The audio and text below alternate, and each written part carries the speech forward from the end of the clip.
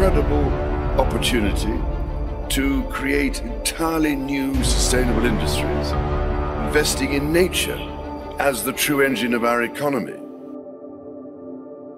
The current global crisis has disrupted every aspect of our lives, but it has also presented us with an extraordinary opportunity, a chance to reset and accelerate efforts to improve the state of our world. We have to prepare for a more angry world, and how to prepare. Good news, the coronavirus pandemic is in decline. Bad news, the Great Reset, where you will own nothing and be happy, is being brought about by economic policy decisions made by your government that will facilitate the advance of the most powerful interests on earth. Video tadi yang lu tonton itu merupakan cuplikan video dari WEF, World Economic Forum. Itu merupakan video resmi, bukan video buatan orang anonimus atau apapun. Itu video resmi prediksi mereka tentang tahun 2030. Yang pertama, yang paling bikin menarik. Kenapa? Karena dia bilang, you will own nothing and be happy. Lo nggak akan punya apa-apa, tapi lo happy. Dan itu ngebuat banyak orang jadi mengeluarkan dugaan-dugaan tertentu. The Great Reset.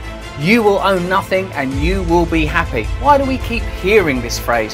What is going on at this Davos? Why are these billionaires getting together? WEF merupakan perkumpulan orang-orang penting di dunia. Yang datang itu dari beragam banget. Ada kepala negara, ada CEO company besar, ada juga media-media global dari seluruh dunia, di Asia, Afrika, Eropa, Amerika, semuanya. Yang menarik adalah sebenarnya banyak banget prediksi tentang tahun 2030. Saudi, Bin Salman punya prediksi tentang Arab 2030. Di mana dia bilang bahwa Arab bakal jadi negara maju yang memimpin peradaban di tahun 2030. Ada juga prediksi-prediksi yang bilang bahwa 2030 merupakan zamannya kehancuran dolar, perpindahan Pax Americana ke Judaika. Sampai yang tadi, WEF pun prediksi bahwa 2030 ya tadi akan terjadi 8 hal di video tadi. Yang pertama, balik ke yang tadi, lo nggak akan punya apa-apa tapi lo happy. Gimana caranya lo nggak punya apa-apa tapi lo bisa happy? Mereka bilang bahwa di tahun 2030 kita akan semuanya nyewa. Tadi kita lihat di video itu ada video drone nganterin barang dan seakan-akan itu barang pinjaman. Mungkin maksudnya adalah kita itu ke depannya 10 tahun lagi bakalan minjem kulkas, minjem TV, minjem laptop, minjem sepatu, minjem kaos kaki dan nggak punya apa-apa dan tetap happy. Ternyata udah banyak zaman sekarang yang minjem kulkas. Gue juga baru tahu sih sebenarnya. Tapi yang menariknya adalah you will be happy. Kenapa lo bisa happy padahal lo nggak punya apa-apa? Jawabannya adalah komunisme. Komunisme itu merupakan definisi you will own nothing and be happy. Communism is an economic ideology that advocates for a classless society in which all property and wealth are communally owned, instead of by individuals. Karena di komunisme, seperti yang gue bilang di video-video sebelumnya tentang Karl Marx, komunisme itu isinya malaikat, nggak punya free will, nggak punya kehendak. Jadi semua happy, padahal you will own nothing gitu, you own nothing. Apakah yang diinginkan oleh forum dunia itu adalah komunisme? Hal yang paling mereka benci, gue juga nggak tahu. Ini kan pemikiran gue aja. Yang menariknya adalah The Great Reset ini merupakan isu-isu yang udah lama jadi desas-desus teori konspirasi. Yang gilanya, WEF terang-terangan nulis konsep The Great Reset di situs ofisialnya.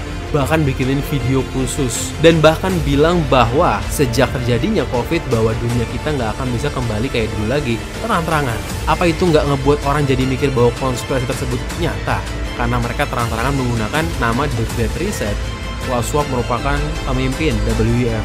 Klaus Schwab merupakan seorang globalis. Bahkan tampilannya pun sudah mirip penjahat di cerita-cerita Hollywood. Benar-benar kayak cerita fiksi. Tapi kalau dia bilang, tentu gue percaya. Majalah Time juga ngeluarin redaksi yang berjudul How to Build a Better World After COVID-19, The Great Reset. Kenapa seterang-terangan itu gitu?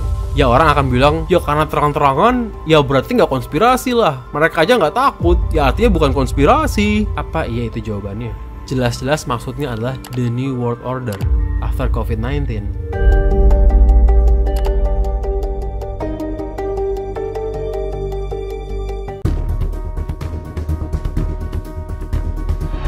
Situasi ini jadi mirip kayak cerita novelnya George Orwell yang judulnya 1984. Di cerita itu, Ini cerita fiksi di mana ada sebuah dunia yang orangnya itu semua hidupnya diawasin oleh Big Brother. Hidupnya diawasin, dia juga setiap hari itu cuma kerja hal yang sama aja. Kerja ditentukan, kemauannya pun ditentukan, dan setiap hari semua jalanan itu isinya propaganda pemerintah. Dan bahkan di cerita George Orwell itu, orang itu nggak boleh punya pemikiran personal karena itu berbahaya. Pemikiran personal bisa membuat orang menjadi radikal. Itu merupakan jalan cerita 1984 George Orwell. Jadi apakah Orwellian State itu negara yang difiksikan oleh Orwell itu adalah nyata? One day ya mungkin. Kalau kita lihat sebenarnya apakah ada Big Brother di dunia ini sekarang? Big Brother itu merupakan ya kakak besar yang mengamati kita kemana-mana. Itu konsepnya Big Brother di cerita George Orwell. Itu kenapa ada reality show judulnya Big Brother. Itu kayak penghuni terakhir kalau di Indonesia. Big Brother itu dimana reality show-nya itu lo tinggal di rumah yang diawasin oleh CCTV, oleh kamera, ya karena reality show kan.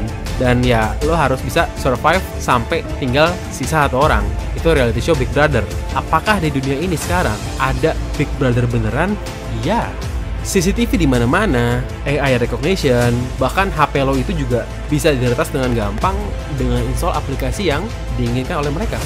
Ada sebuah dokumenter yang nyata 100% tentang bagaimana aplikasi itu bisa ngebuka kamera lo, ngebuka mic lo, dan itu nyata, ada dokumenternya, entah itu Android maupun Apple, semua bisa, nggak ada yang private. Itu kenapa nggak heran kalau lo nge-type di WhatsApp, bilang ke temen lo mau beli rumah di BSD, tiba-tiba lo buka Facebook, muncul iklannya rumah di BSD. Karena emang semua bisa disadap, dan ini bukan konspirasi tolong. Bahkan sekelas Mark Zuckerberg pun, laptopnya itu ditutup webcamnya, karena dia tahu bahwa itu memang nyata, dan semua bisa diretas. Kalau sekelas Zuckerberg aja bisa diretas, apalagi lo, apalagi gua. Tapi ya tentu kita kan nggak pernah merasa bahwa itu penting. Ya udahlah, kalau mau ambil data gue ambil aja. Apa peduli gue? Gue kan orang biasa-biasa aja dan nggak ada yang dirugikan juga. Dan juga mungkin ada yang mikir data itu kan sebenarnya cuman ya akhirnya gue ditawarin ads, gue ditawarin iklan. Ya udahlah, nggak usah dibeli. Apa masalahnya? Nggak penting amat mikirin begituan. Salah. Itu namanya AI recognition. AI recognition artinya AI bisa mengenalin lo. Semakin banyak data yang disadap, semakin mereka kenal sama lo. Ini nggak cuma sekedar yang namanya nomor telepon atau tanggal lahir atau mungkin makanan favorit. Bukan.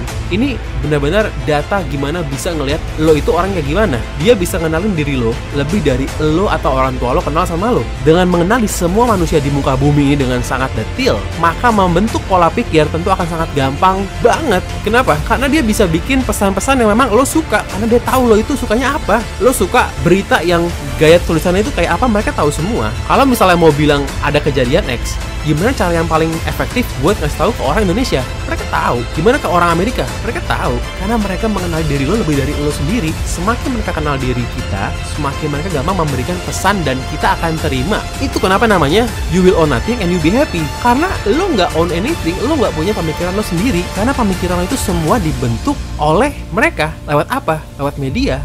Kenapa bisa? Karena mereka kenal sama kita. Sekenal itu. And you be happy. Why? You happy karena you mikir sendiri. Padahal itu bukan pemikiran you. Ini semua kayak science fiction. Di tahun 2010 atau di 2000-an awal, kalau ngomong hal kayak gini, itu kayak ngomongin science fiction. Makin sekarang, itu makin nyata dan makin nggak bisa dibantah. Nggak ada yang bisa bilang bahwa ini nggak nyata. Ini semua nyata. CCTV dimanapun, tentu dengan tujuan supaya nggak ada crime. Pasti tujuannya pasti baik, supaya nggak ada crime, supaya nggak ada orang-orang yang aneh-aneh. Tapi sekarang bahkan CCTV itu bisa mengenali kita lewat cara jalan. Sampai segitunya, segitu canggihnya, dan akan terus makin canggih ke depannya. Dan tentu itu bagus untuk mengurangi kejahatan. Tapi yang berwenang tentu nggak ada yang ngontrol bagaimana cara mereka menggunakan data tersebut. Di tahun 2022 atau 2023, kalau ada yang masih bilang ini nggak nyata, gue nggak tahu lagi harus bilang apa. Karena buktinya udah sangat jelas bahwa itu nyata. Bahkan buktinya pun dari sumber yang primary, bukan dari omongan ahli manapun. Ini sumbernya primary, dari sumbernya langsung gitu. Orang yang bilang konspirasi 2030 adalah hal yang science fiction, tentu orang itu sudah benar-benar menjadi domba sejati. Benar-benar sudah tidak punya pemikirannya sendiri. Kalau lo nggak curiga sama sekali, ya gue nggak tahu lagi harus ngomong apa. At least curiga sedikit lah. Masa iya enggak sih? sumbernya sejelas itu. Dan 2030 Vision ini sudah berjalan sejak tahun 2019.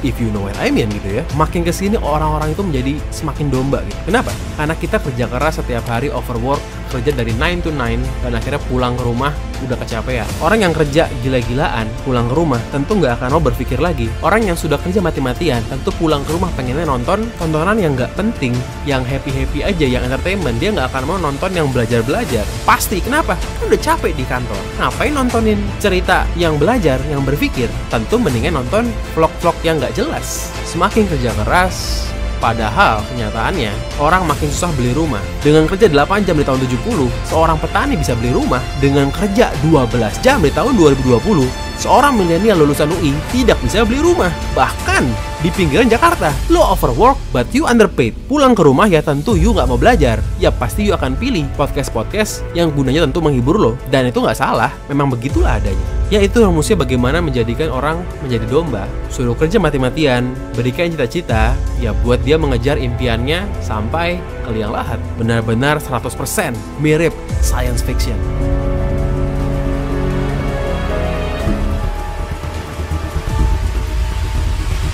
Zaman sekarang Big Tech itu merupakan Big Brother. WhatsApp, Facebook, Instagram, TikTok, Twitter, semuanya. Karena mereka mengenali kita lebih dari kita. Mereka ngawasin kita, mereka tahu apa yang kita type, mereka tahu apa yang kita suka untuk lihat. Mereka maksa kita buat buka aplikasi mereka selama mungkin. Itu algoritmanya kan. Dan Big Brother maksa kita untuk buka aplikasi mereka selama mungkin supaya mereka makin kenal sama kita. Kita nggak dipaksa buat buka Instagram 10 jam, enggak. But kita dipaksa dengan secara nggak langsung gitu. Ya macam-macam lah. Dopamin naik begitu dengar bunyi notif WhatsApp, notif TikTok, ngeliat likes, ngeliat komen, ngeliat jumlah views. Ya gue pun juga merupakan orang yang sama juga. Gue nggak bilang gue orang yang berbeda. Mr. Zuckerberg, do you believe your product can be addictive? Senator, we certainly do not design the product in that way. We design the product to be as useful and meaningful as That's possible. not my question. Steps. My question is that there seems to be an ample body of growing medical evidence that social media sites have an addictive nature to them. Do you agree with that?